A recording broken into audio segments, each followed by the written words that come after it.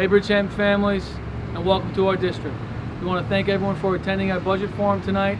We're extremely excited to talk to you about all the great things that are happening here in our district and also celebrate all the student successes that we are having, while at the same time ensuring that all of our students are learning, staying safe, and eventually going to graduate, and they're going to participate in something they are passionate about when they graduate. Hey guys, can you come inside while we take a quick journey into what makes Bridgehampton so special?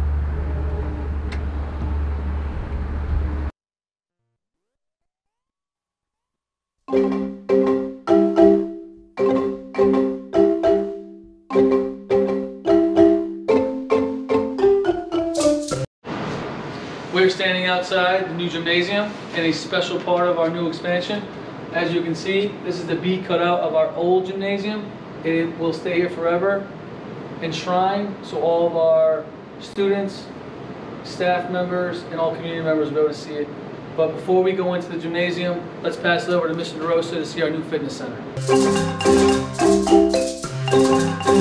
Hi there. We are now standing in our brand new fitness center.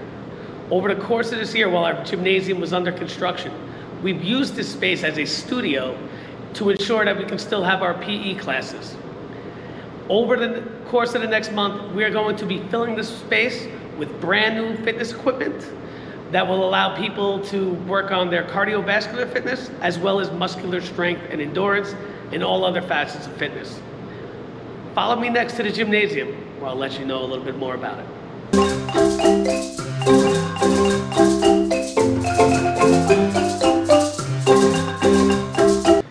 We are standing in the center of our brand new state-of-the-art gymnasium. As you can see right behind me, our JV baseball team is back in Bridgehampton, and they're conducting practice just a few feet away. If you can look around, we're still, as you can see, we're still under construction. We're putting in new bleachers over here.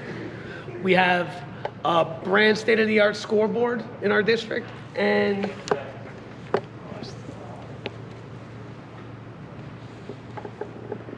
next week we are going to be putting in a curtain that is going to be coming down to be able to divide the gym and have multiple PE classes going on at the same time and practices.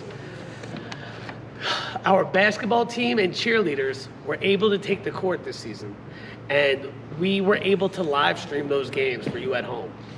Here's Mr. Ferland and George Caguana talking about the live stream experience. Hey everybody, it's Luke Ferland, teacher here at the Bridgehampton School. I'm here with George Caguana, student in my media production technology class, and we're going to talk a little bit about the live streaming we did this year, and George was a huge part of it. George, what did you do for the live streams? Well, I was the cameraman, basically. I would look through the thing, with the camera, move it around, and it was scary most of the times, but it was fun because I got to see the basketball team play. Right, yeah, it was a good time. You were one of the few people that actually got access to the gym, right? Yeah, I was one of them that actually got access to it. Yeah, no spectators this year, which was the big reason why we got to do the live streaming and bring the games to everyone's home. I think that was the best part for me. What was the best part for you? Well, I don't know. I think everything was the best part there. Yeah? Yeah, everything. You enjoyed it? I enjoyed it. Well, I enjoyed having you there. I really want to thank you for stepping up and coming in on your own time and doing a great job too. So great job, George. Thank you. Thank you, Mr. Ferland and the AV squad. We are so happy you could bring the in-game experience to all the families at home this basketball season. Now, throwing it back to you, Mr. Miller, in the cafeteria.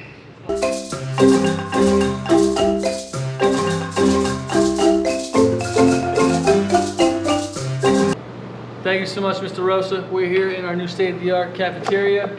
Let's take a look around. As you can see up here, we have our new serving line, our new stations, our new refrigerators, our new freezers. We're so thankful for Mr. Pacello and Ms. Golson and all they do for our school district. We're just happy that they can have a new state-of-the-art facility. Let's take a look over here. As you can see, we have gentlemen working on our new patio as we speak. We have our beautiful greenhouse that Ms. Faez and the PTO that take care of. We're so lucky for everything they've done for us. And as you can see out here is our chicken coop. And we also have one of our students, Mr. George Caguana, caught up with Ms. Faez for a special feature with our chickens.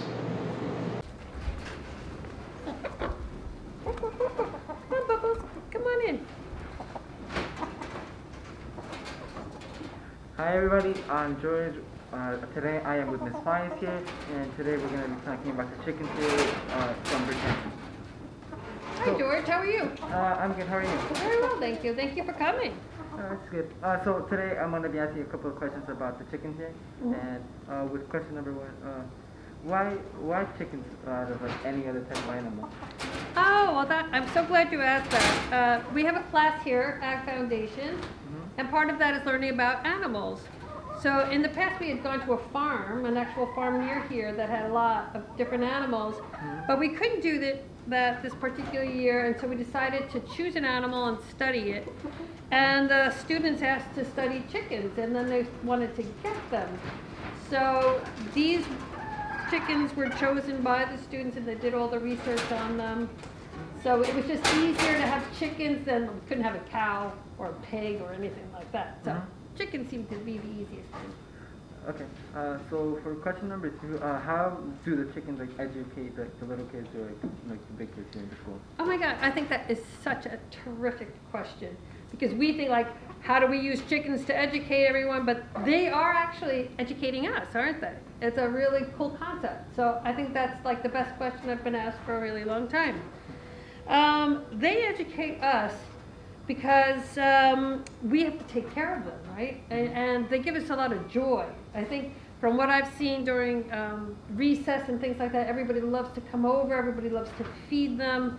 And I think that we sometimes overlook the importance of animals and how they teach us to be maybe empathetic or to think and to feel, and just to maybe be a little generous, right? Like taking the time to feed them and take care of them makes us feel better too, right? And makes us feel important. So I think that's like an important part of our education. Yeah. So I think they educate us in a lot of ways, but maybe that's the most important way. Thank you for covering this story, because it's wonderful, and I'm glad that you did come out here, and I'm glad that you thought of it. So thank you so very much, George, and your AV squad for coming out to visit the chickens. All right, thanks. Come back anytime. Great job, George. Thanks for the special feature on our chickens. Let's go take a look at the new tech room.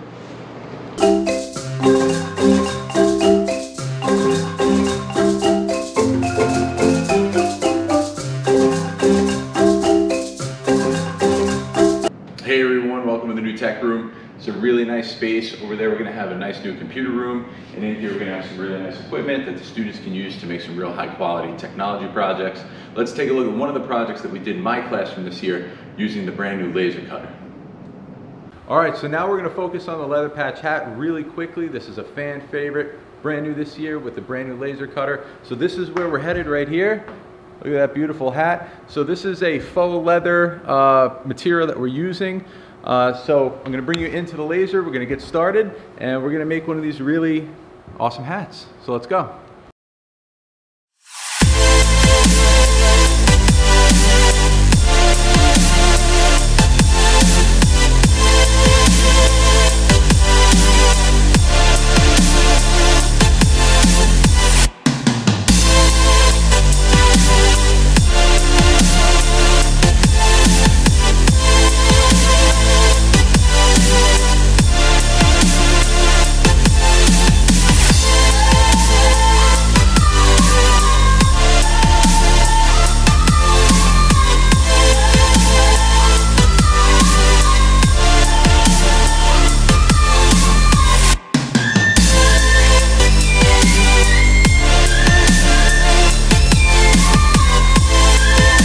Okay, so we just saw the patch get cut on the laser. Here it is.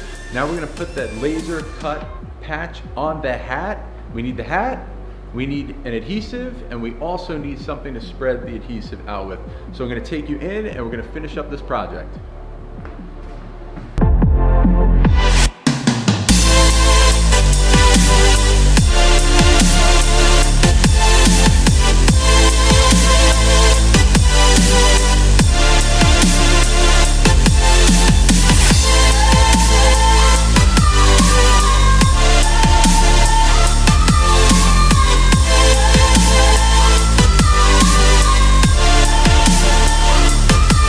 Alright guys, so I hope you enjoyed watching the creation of this leather patch hat that I'm wearing. So start to finish, really great process. It's a lot of fun. Can't wait to have the students back in this classroom using the laser cutter themselves. All right, thanks for sticking around. We'll see you next time.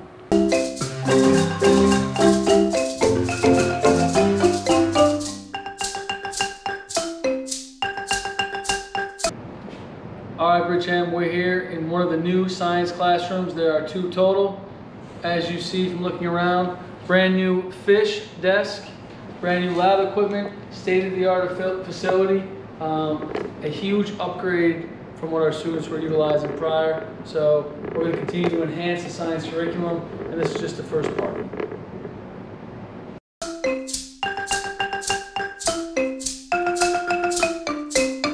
Let's take a quick stop in the main office and talk to our assistant principal, Mr. Cox, about the curriculum.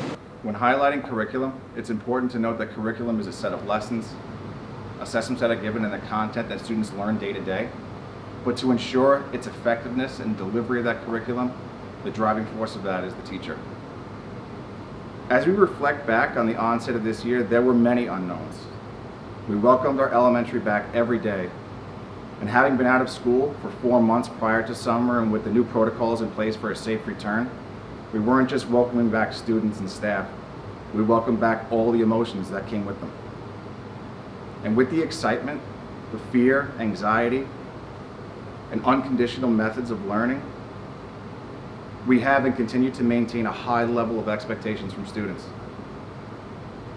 And at the elementary level, particularly at the primary level, with the recent introduction of a phonics component at the K2 and a new math program, kindergarten through 5th grade, teachers and students have been immersed in more than their fair share of new curriculum. Both programs follow the student-centered inquiry-based approach that is supported by the new shift in the next generation learning standards and help develop independent thinkers, problem solvers, and innovators. And in a setting where physical barriers, literal physical barriers exist, teachers have managed, students have managed to break down those barriers with new technological methods, instruction, and ways to become creative and get creative to make sure that we hold these students to a high standard and that we're delivering the instruction that's most appropriate for everyone. It's truly remarkable. Thanks, Mr. Cox. Let's go take a look at the auditorium.